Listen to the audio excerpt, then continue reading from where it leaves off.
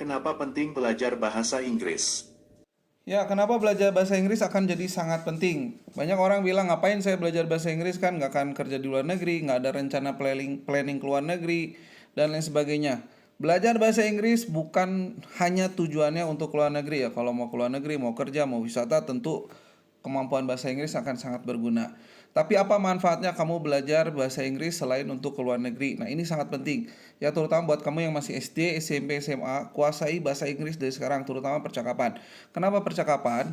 Karena kalau sekarang udah banyak aplikasi yang sangat membantu kalau untuk perbaiki grammar, untuk translator itu udah hebat, udah banyak ya aplikasi canggih. Tapi untuk percakapan, kamu harus punya kemampuan sendiri. Buat apa? Kedepannya ini globalisasi akan semakin hebat.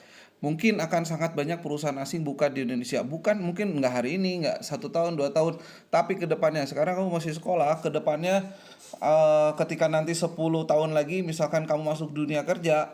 Nah, di saat itu kita nggak tahu kalau misalkan nanti untuk jabatan-jabatan penting perusahaan tuh, misalkan salah satu syarat wajibnya adalah kemampuan bahasa Inggris. Nah, jangan sampai suatu hari ternyata itu banyak jabatan bagus perusahaan membutuhkan skill kemampuan bahasa Inggris tapi kamu baru belajar. Nah, manfaatkan kesempatan sekarang mumpung masih SD, SMP, SMA buat kamu pelajari kemampuan bahasa Inggris dengan baik. Nah, yang akan sangat dibutuhkan nanti ke depannya terutama adalah percakapan. Sekali lagi karena kalau misalkan untuk untuk grammar udah ada aplikasi yang bagus, tapi tetap kamu harus belajar grammar, harus kuasai tenses. Nah, nanti diutamakan belajarnya conversation juga. Apakah skill kerja aja tidak cukup? Kan jadinya sayang aja kalau misalkan kemampuan skill kamu udah bagus di dunia kerja, skill pengetahuan kamu udah bagus, tapi ada satu syarat yang misalkan kamu sulit penuhi, yaitu misalkan syarat untuk kemampuan berbahasa Inggris. Bukan cuman perusahaan asing, tapi kedepannya juga perusahaan-perusahaan Indonesia yang ingin standar internasional, misalkan ingin membangun kerjasama dengan perusahaan luar atau dengan luar negeri, perusahaan Indonesia pun akan menerapkan standar kemampuan bahasa Inggris ke depannya. Apakah susah untuk bisa lancar bahasa Inggris? Sebetulnya belajar bahasa Inggris nggak susah ya. Kamu harus pelajari teknik-tekniknya, harus belajar metodenya yang benar. Karena selama ini masih banyak anak belajar bahasa Inggris, belajar khusus tenses, belajar grammar, tapi ketika dipakai di percakapan bingung. Boro-boro percakapan. Kadang belajar tenses pun butuh waktu lama pemahamannya karena terlalu banyak aturan, terlalu banyak rumus yang mereka bingung. Itulah kenapa di Edu kita buat satu konsep belajar, metode belajar, bagaimana cara belajar tenses sesuai aturan tenses tapi dengan mudah dan cepat dikuasai, plus bagaimana mengaplikasikannya ke dalam percakapan. Dan nanti lihat, kita mengembangkan metode baru dalam belajar bahasa Inggris untuk percakapan. Bagaimana menguasai bahasa Inggris dengan mudah dan bisa lancar percakapan? Ya, untuk menguasai percakapan bahasa Inggris tentu kamu butuh metode belajar ya. Bukan sekedar kamu baca teks percakapan lalu kamu praktekkan, enggak. Ada teknik metode yang ini dipakai oleh, dulu saya punya guru bahasa Inggris dan dia bukan eh, jalur pendidikan guru bahasa Inggris, tapi dia orang yang kerja di luar negeri di kapal pesiar, di mana dia harus bisa bahasa Inggris cepat. Dalam sebulan tuh harus bisa conversation karena tamunya banyak orang bule juga. Nah, di situ mereka menerapkan sistem belajar percakapan yang supaya cepat dikuasai, cepat dipraktekkan, dan ternyata berhasil. Nah, itulah kenapa kita kembangkan konsep melakukan teknik percakapan supaya mereka bisa melakukan percakapan bahasa Inggris dengan lancar dengan waktu yang sangat cepat. Nah, nanti bisa lihat contoh videonya hari pertama seperti apa. Good morning, Albi. Good morning, Grace. What do we have for breakfast? Well, we have fried rice and chicken katsu. Wow, that's my favorite food. Hurry up and finish your breakfast or we'll be late for school. Okay, Albi. Dan nanti saya akan update terus hari kedua, ketiga, keempat, sampai 1 bulan. Nanti lihat perubahannya ketika mereka udah 1 bulan belajar percakapan. Ya, itu pun cuma seminggu sekali, apalagi kalau dipraktekkan setiap hari. Ini adalah contoh memahami dengan cepat perfect tense secara garis besar.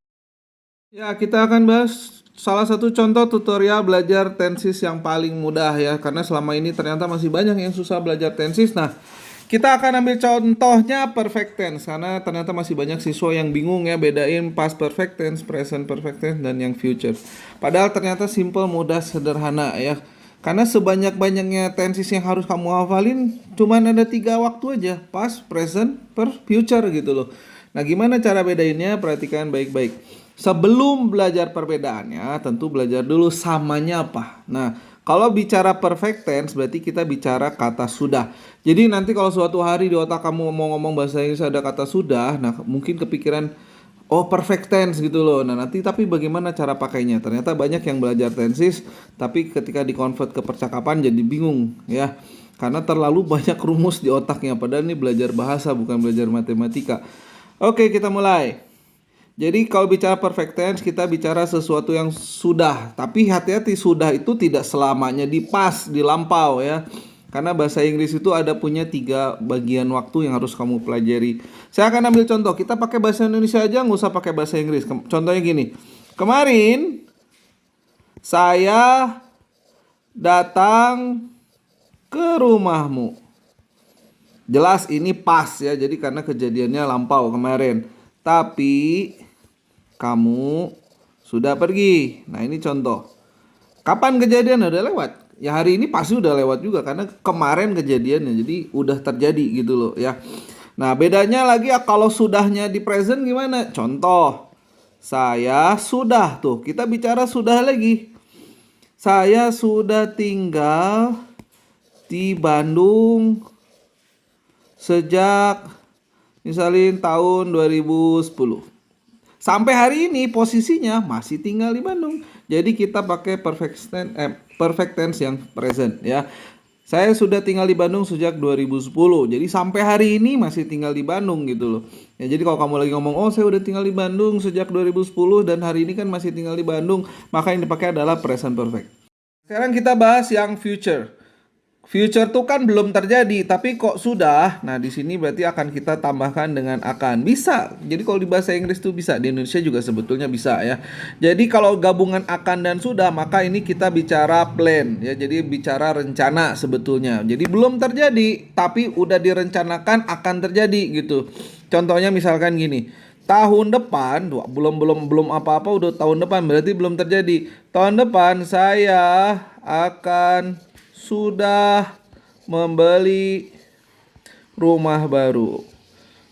Jadi kemungkinan hari ini masih ngontrak gitu. Jadi hari ini saya masih ngontrak dan tahun depan saya akan beli rumah baru. Jadi I will have bought a new house tuh. Jadi belum terjadi tapi ini sebuah plan bahwa nanti tahun depan akan sudah saya beli rumah. Nah, bagaimana sekarang dalam pengucapan bahasa Inggrisnya? Kalau kamu udah paham, baru tinggal convert ke bahasa Inggris. Contoh, kemarin saya datang ke rumahmu, tapi kamu sudah pergi. Kita bisa bilang, I came to your house yesterday.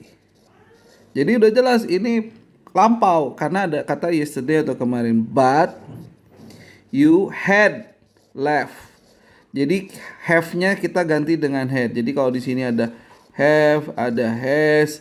Nah, di sini had ya. Mau have, mau has kan nanti belajar ya kapan pakai have, kapan pakai has. Nah di sini kita rubah lampau itu pakai had. Jadi I came to your house yesterday but you had left. Intinya apa? Pekerjaannya udah terjadi kemarin, sekarang udah nggak ada lagi, kita bahas itu.